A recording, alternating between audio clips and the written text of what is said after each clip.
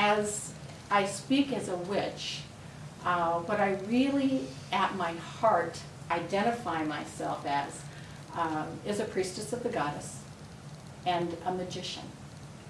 And again, when people think of magic, they think of dark and light magic, or black magic and white magic.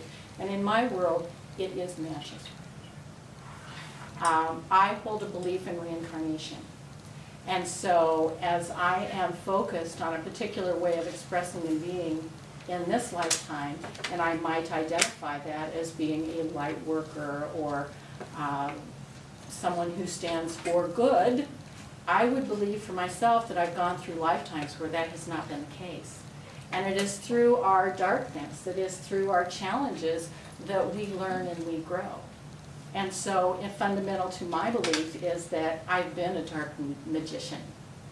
And that more clearly for me today, what that means is at any moment when I am expressing in the world, and I do believe that every moment is magical.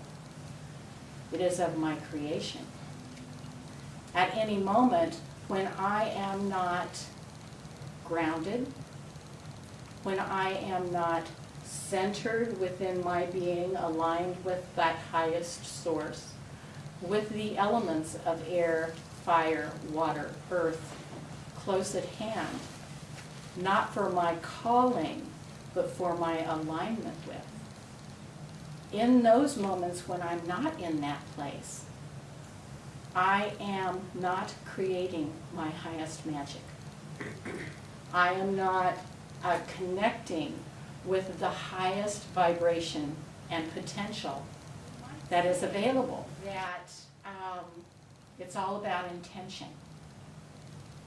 I would say much of what we do is about intention, but it is also about how we construct within ourselves, within and without, above and below, the energy associated with that intention. The tools that I use are the elements. And I had a great example this morning of what this was going to look like for me.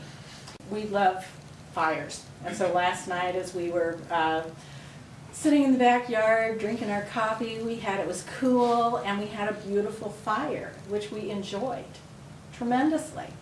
But I also know very much that when my love and I have had a fire in the backyard, because of the way he builds that fire, when I rise in the morning, the embers are still glowing.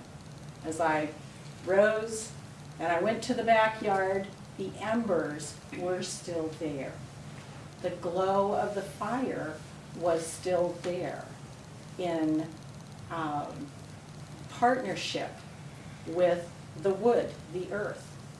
And so all it took to bring that to flame again was a few more pieces of just rightly dried kindling, the fire, and breath. And so when I think about being in that place where I'm aligned and where I am able to express that highest connection elementally, that's really how I see it. The fire is there. The earth is there. The breath is there.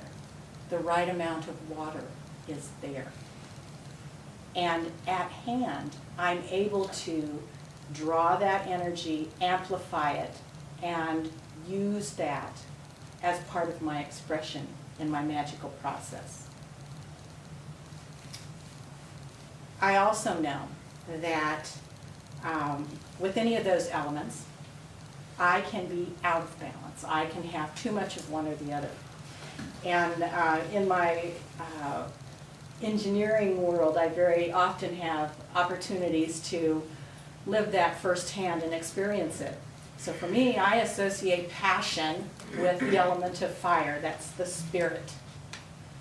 And one of the things that I've reconciled myself to is that I still have lessons to learn about the difference between working with the fire element and the water element in regard to emotion. So this is my explanation. Dialogue is fueled by passion. Argument is fed by fear and anger.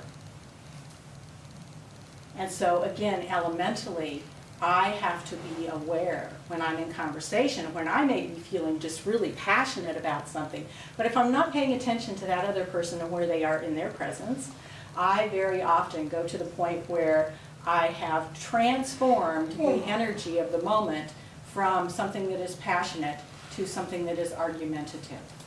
And so at the foundation, the elements are the tools that I use to be able to not only create magic for myself within my being, but then also to pay attention to the magic of communication that happens with every other person who I come in contact with.